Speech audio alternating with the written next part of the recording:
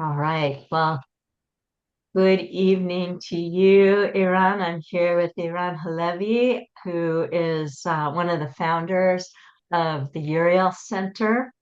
And along with his wife and partner, Nuria, they have developed and teach the Listening Heart program, which offers training in the way of counsel.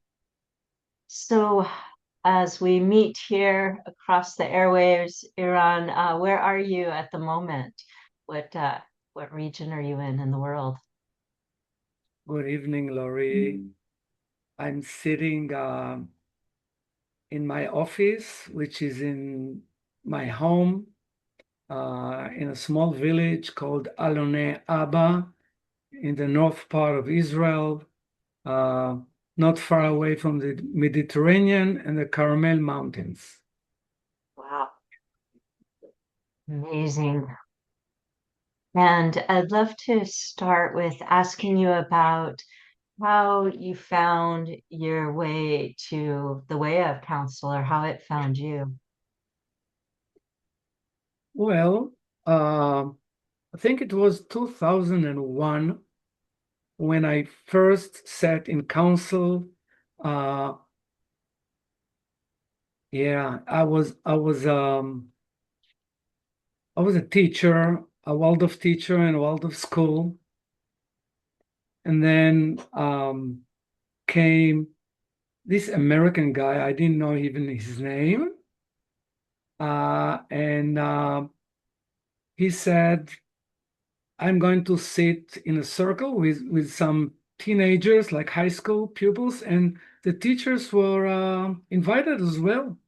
So my first council was with pupils like 17, 18 years old, and few teachers were there.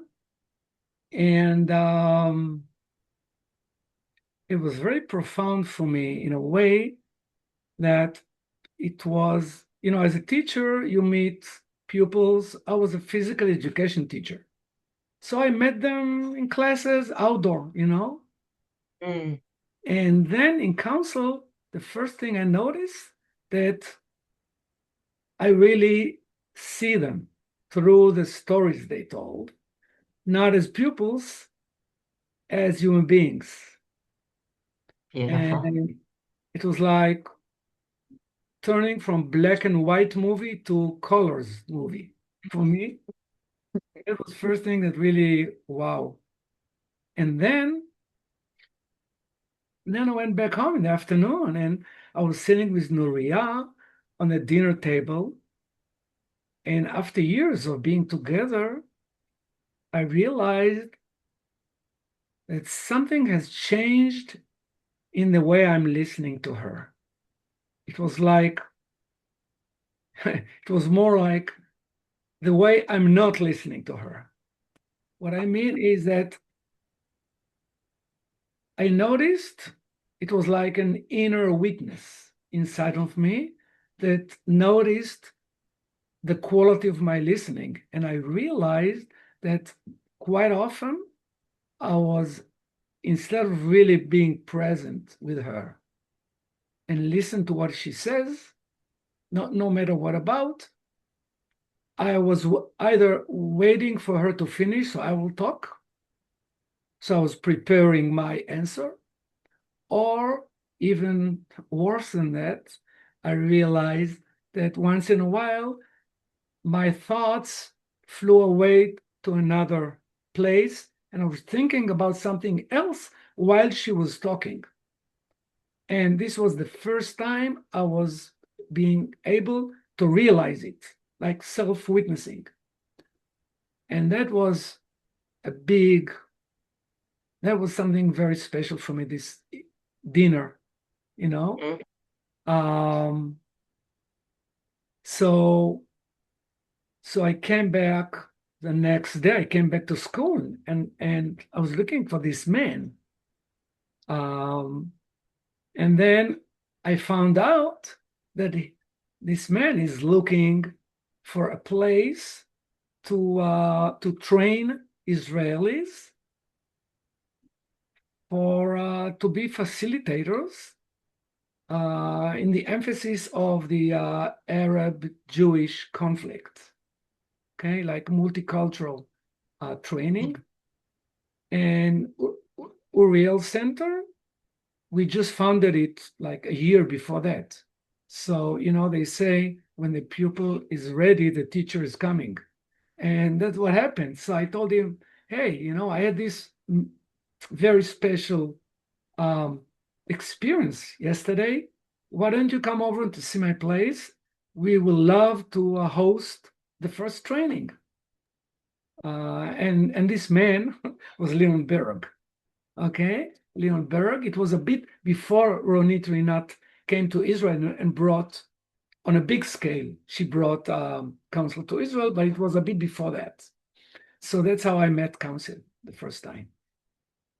Well, that's a wonderful story, and I'm really touched by how you articulated the development of that self-witnessing consciousness that I think is one of the profound revelations that counsel can offer to people, certainly to me as well. And so, as you began this exploration with this recognition that you are now seeing students rather than as pupils, but that and more fully as human beings, and how it changed the quality of your listening and your relationship with your partner. How has counsel kind of evolved for you in what it has revealed to you, or how your awareness of what the practice is has shifted over time? Well, so I'll continue with the story. So it took a while, and then few of us teachers in the Waldorf School of Harduf and some other people from Israel, few Arabs, mostly Jews, became sitting in council with Leon here as the first training. And each meeting, each session, I noticed that, well, first I noticed how much I'm not really listening. And I started slowly to develop the awareness of the difference between hearing and listening. And then Nuria joined us after a while, because she saw what happens to me, and it happened pretty quickly in the beginning. As she recalled, I started to talk less and listen more. And one more thing that she noticed, that I became less reactive. So, and then later on, I realized my relationship with my children. Both of us, we have 4 children. I was, yeah, it was amazing how, for me, Laurie, right away, I realized that counsel is much more than a method or a way to improve your communication. It's I understood quite quickly why is it called the way of counsel. And I realized, and I wasn't young then. I was like already nearly 50 years old then, 20 years ago. And so I was trained in many methods of, personal growth through the body, through meditation, mindfulness, positive psychology, Gestalt. And then counsel brought to my awareness another level, another layer that I did not find in other methods. And maybe the most important one for me was that the inner work that I do it in a group. And the power of the group, of the Yeah. circle, and it's something which is very difficult to describe. I guess you know what I mean. Um, so yeah, so I grew up on a kibbutz, on a small community, like a socialist agriculture community, many years ago. And since I left the kibbutz 35 years ago, my soul was longing for this feeling of togetherness, of non-judgmental conversation. And that's what I found in council. Beautiful. I think we're all longing for that. And there is such a crisis in society here, and at least in the United States, of loneliness. And Yes. we are missing that place, that circle of mirrors that we sometimes call it in council, which does allow us to do our inner work. When I'm sitting home alone, I'm just perfect. It's when I have to come up with against other people that I recognize, there's some reactivity there, and counsel can allow me to take a look at what is that for me. So again, I really appreciate how well you're sharing my heart, I guess I could say. I think it would be wonderful to learn a little bit more about the listening heart program that you and Nuria developed. What led you to create this specific approach? And maybe you can share a little bit more about what it is in this context of counsel. Yeah. Well, it was Martin Buber who said many years ago, he said, among other wise things, if you really want to know yourself objectively, you have to check your relationship with other people. In other words, your relationship with other people are mirror to who you really are, not to who you want to be or who you will be in the future or who you think you are. It's like an objective, sometimes quite cruel mirror. So in the first few years, we joined another group, and with the Ma'agal Akshava NGO that Ronit Rinat founded with some other people. And me and Hmm. Uriel were a part of the NGO. And then it took a few years that we realized that we really wanted to make our living with counsel, with training people to be counsel facilitators. We were not trainers yet, but we were on the path, as they say. And it came out, as in many NGOs, that as inside the NGO, we could earn some money, but most of the money went to the NGO eventually. So we decided to separate from the NGO, although we keep professional connections for all these years, and Mhm. to create our own council, not training yet, because we were not trainers then, council facilitation organization. We call it a social organization, the Uriel Center. And Nuria, she had, by then already, she had many years of experience in a group facilitation through movement. Mm, Okay. great. And she went to Waldorf teachers seminar as well.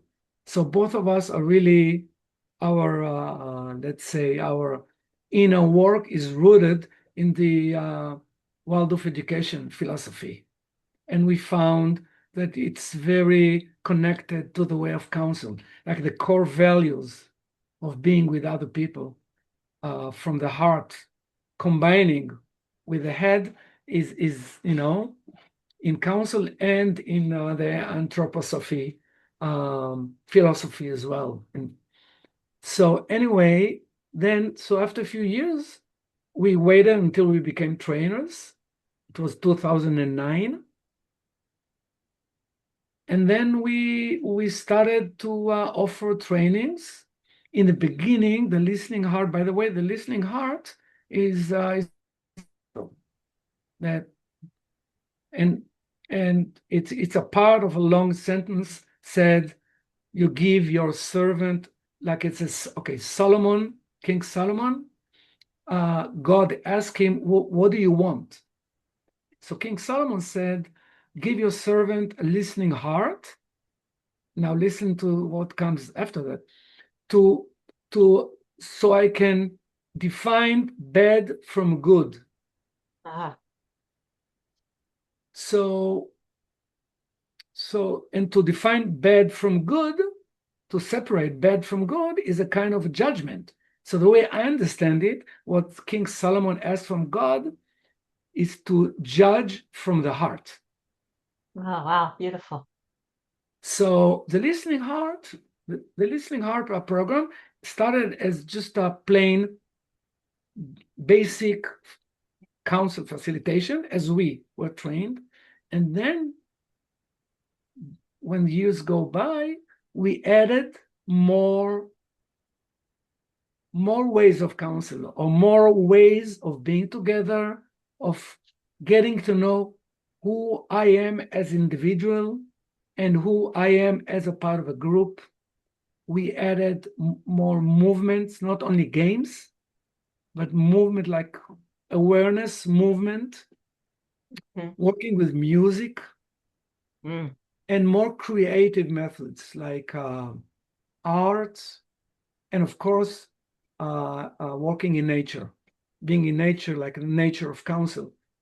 So, after a few years, we developed this like holistic program, which is, by the way, we continue to develop it. Like many years later on, like 5 or 6 years ago, after I was trained in nonviolent communication and Mm-hmm. in more positive psychology, we added some NVC core values to the training, and we added some parts that dealing with what lenses do you have on your glasses when you look at the world, and how you can have the ability to choose to meet reality. And it has to do a lot with judgment, of course. Ah, So this program is it's a very long program compared to the training we went through. It's 130 hours, 4 hours okay. every week for like 6 or 7 months. The people go through very intensive, deep process of counsel and more. And in the last part of the training, they facilitate each other. So it's like on the job training in a way for some people. So Very that's the practical. program. That's the program. Yeah, the Listening Heart program. Well, thank you. I mean, I find myself feeling quite enlivened just hearing the description of it. Like, let's do this. And I'm really fascinated by the way that you've incorporated this idea of judgment. As you know, we often talk about judgment in counsel as listening without judgment, listening with curiosity, but we're kind of talking about the judgment there where we make evaluations of people and what they're saying. Uh, Yeah, and what I hear you speaking about, I think, is more of discernment. So, sort of the higher form of judgment, the discernment. And as you said, as you recognize, what color glasses you've put on, that we have the ability to choose differently, and it requires, in many cases, that judgment, that discernment. that's correct. It's yeah, I well, the way I see it, it's nearly impossible not to judge. What I'm trying to do personally is to witness my judgment, Yes. and then I don't let it out. You see, so as in many other fields, as you probably know, as long as you become aware to what you feel and what you think and what goes in your head and in your heart, you you're not on a automatic pilot. You have the Right. freedom to choose when to react, if to react, and how to react.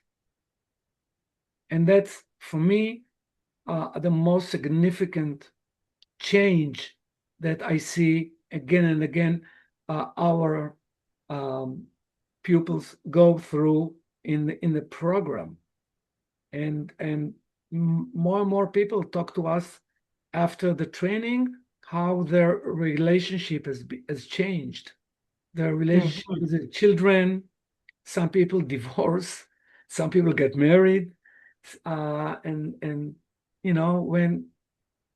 when I change something in myself, the whole world around me is changing Yes. because you know I say that the most important thing that I have in my life, the most valuable thing, is that this invisible web of my relationship with people, everybody.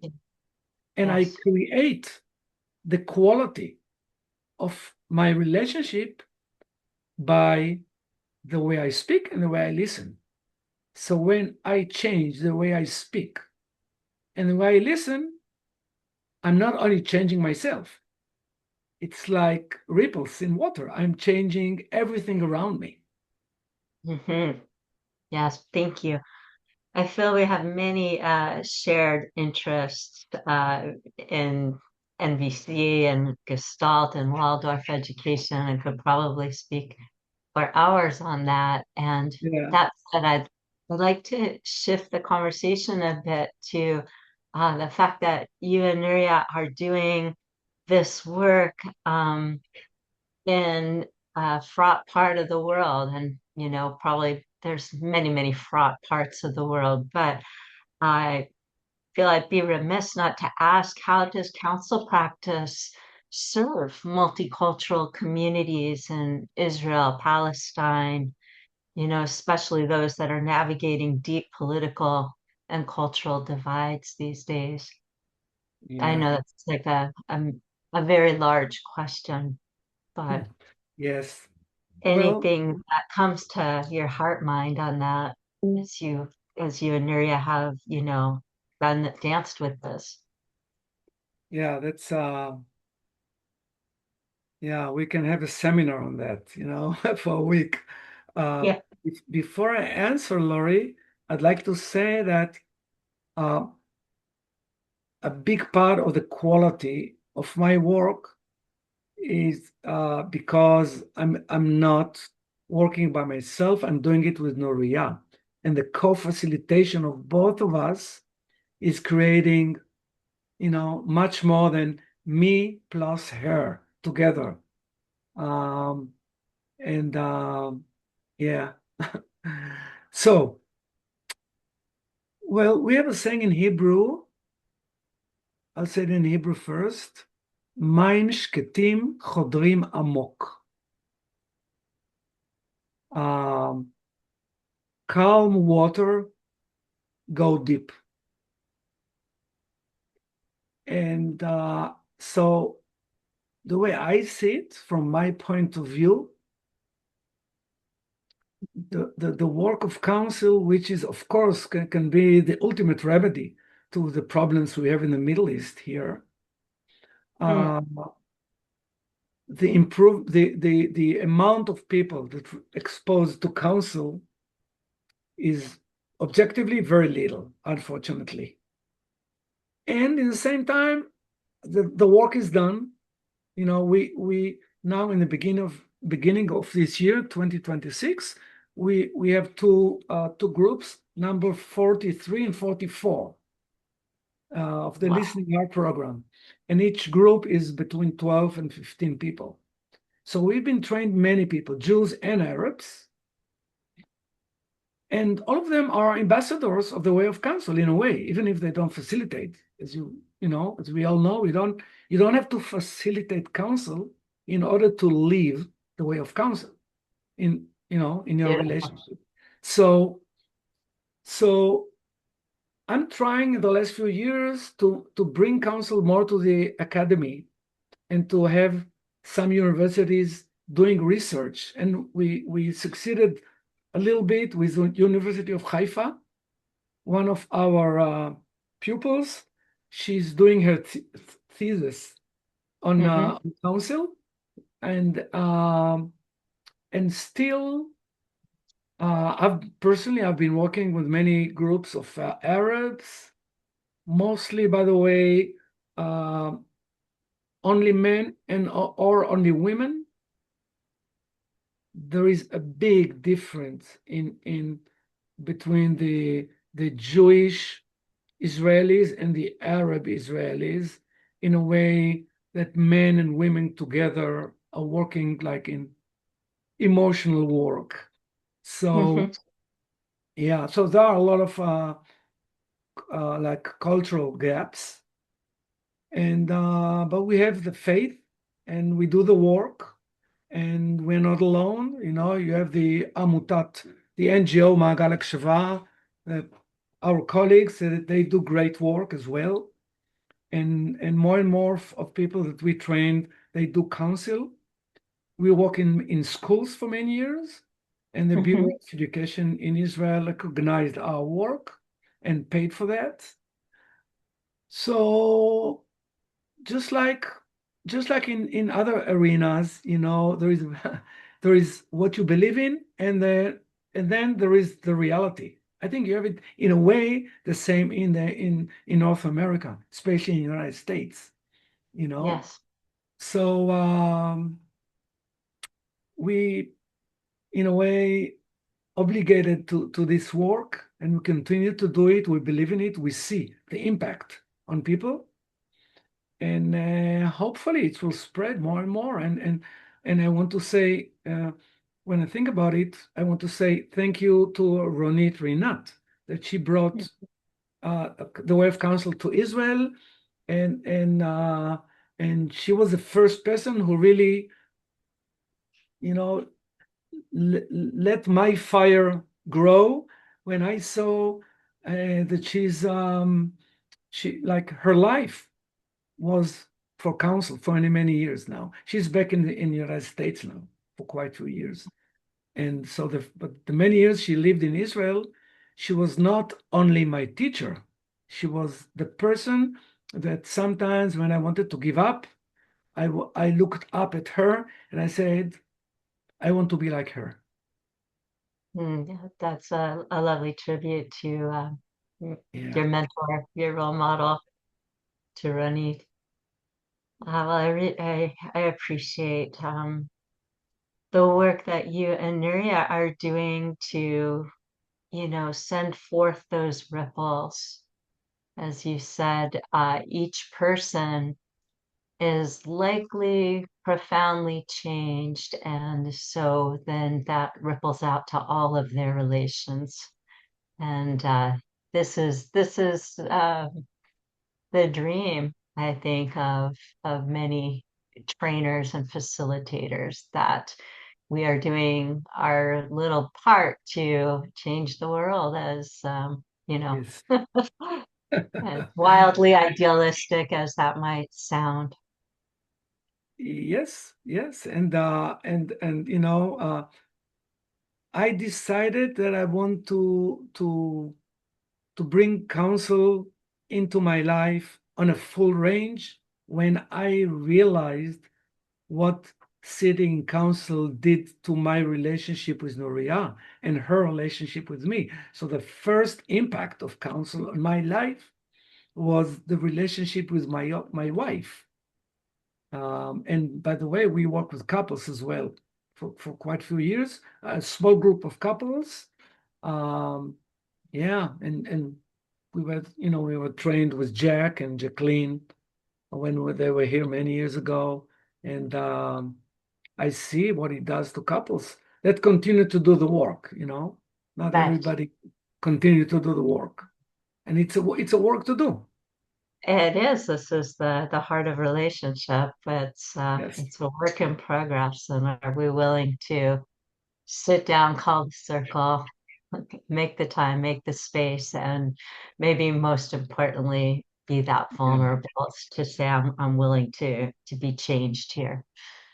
exactly. Wow, you put it exactly in the way I see it. Wow. Yes, we're cohorts here. Yeah.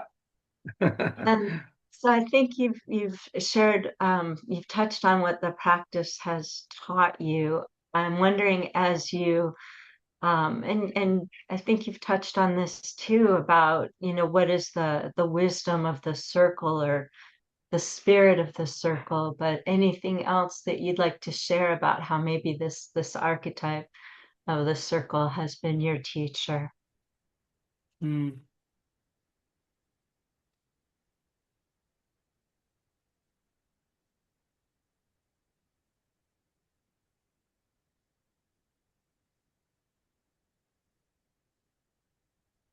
We live in a very special times now, and I experience, as many people around the world, the deep separation between people. And for me, counsel is the antidote for that. It's and in a way, it's very simple,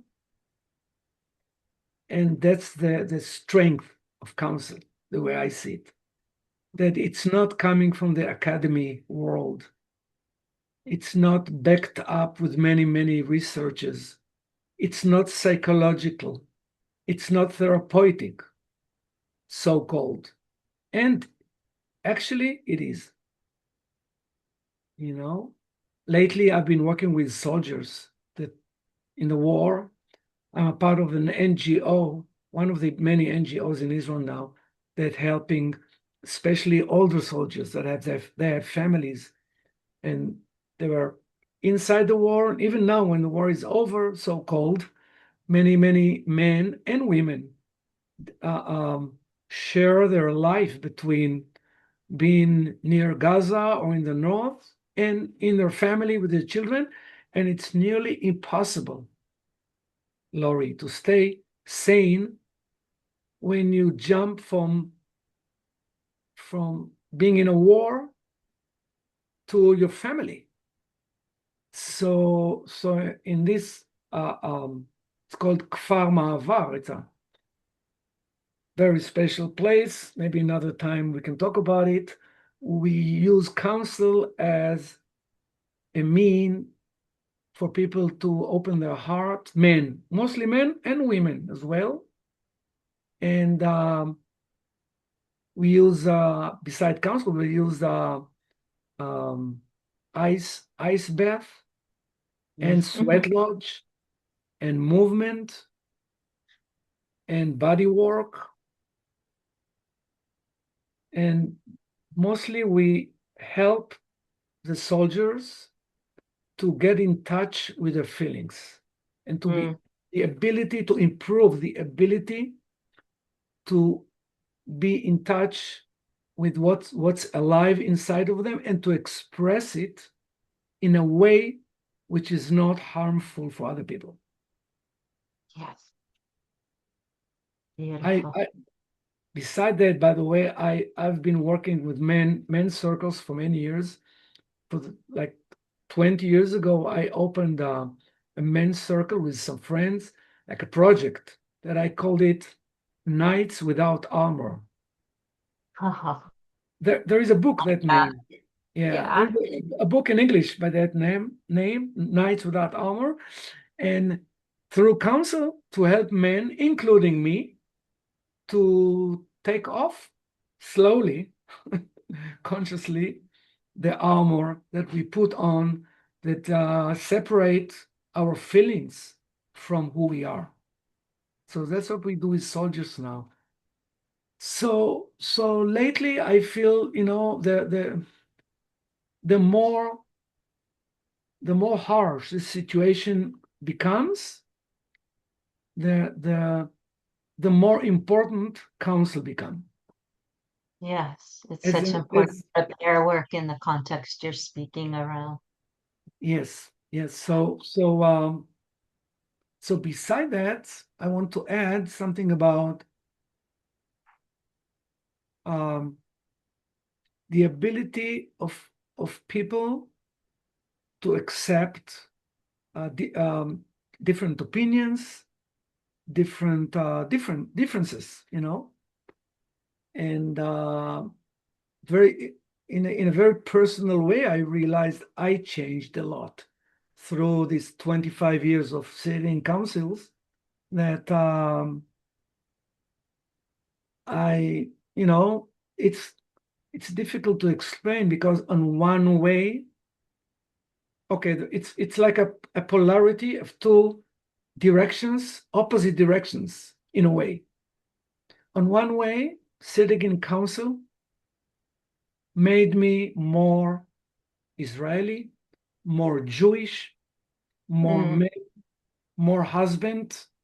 My identity became stronger of who I am and how I want to impact the world and how I want to do what we call in Judaism tikkun olam, like fixing the world, how I want to do it. Let's like on one end. On the other hand, I'm my soul is not Israeli, is not Jewish, is not masculine. I'm a part of the human race. And sitting in council strengthened, made me feel much in a very strong way that I belong to the human race mm. beyond my gender, my nationality, my religion, and all this. So, and that's The for yes, me, the yes and both. yes, and both, exactly. So it's, And another thing that seems to be cultivated within the process and the yes, practice. yes, Yeah. Well, I could speak with you all day. You've been very generous with your time. Another counsel saying that we have is, when we put out the prompt, is speak about blah, blah, blah, or tell about a time when, or anything else. So just maybe taking a moment together to take a breath. And I know that you're also thinking of Nuria. And is there anything else that you'd like to add here? yeah. I want to say thank you for all my teachers.